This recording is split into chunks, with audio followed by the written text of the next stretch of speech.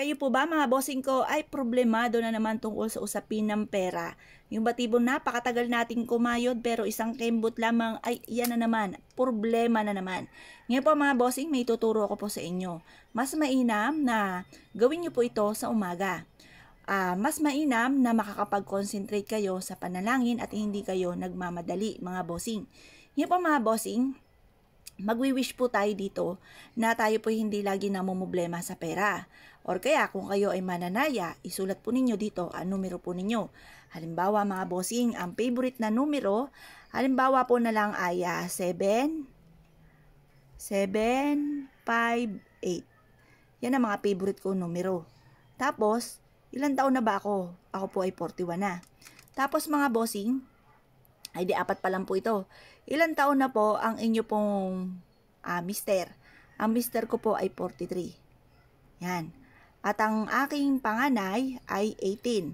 At ang aking bunso ay 10. Kaya lang, isa lang sa pwede kasi 5 na ito.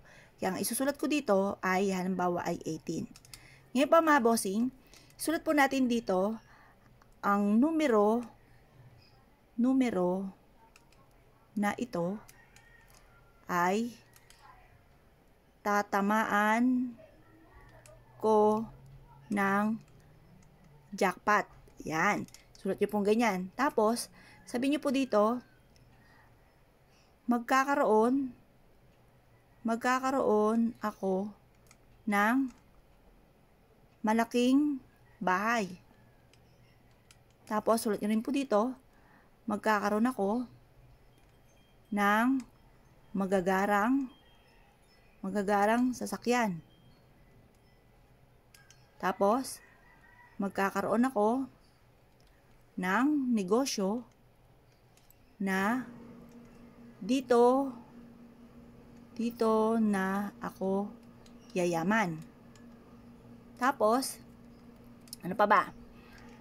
Hindi ako magkakaroon ng karamdaman, hindi ako magkakaroon ng karamdaman,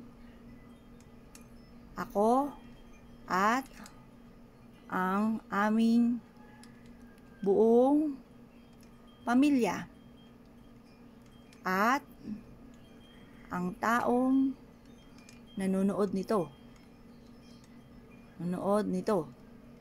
Yan. Tapos, sunod naman, i-wish nyo na lahat ang gusto po ninyo. Pagkatapos, lahat ng wishes ko ay agad matutupad. Yan. Tapos, apple pagyo. Tapos, pirma.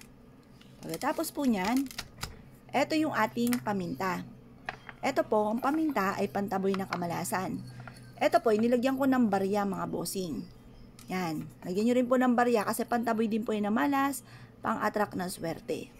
Maglalagay po ako dito ng 7, panungkit ng swerte. 7. 2, 4, 6, 7. Yan. At pagkatapos, ay tutupiin ko po ito. At ito po mga bossing ko, ay ilalagay ko sa mataas na lugar. Iipit po natin ito mga bossing sa may gawing silangan sa mataas na lugar dahil ito po isinulat po natin. Yan. Simple at napaka-epektibong pamamaraan upang sa ganon, higit po tayo na maka-attract ng swerte. Ito po ay gawin nyo nang mula sa inyong pong puso, sabayan ng sipag at tiyaga, pananalig sa mahal na Panginoon. Salamat po mga bossing. Good luck po sa inyo po lahat.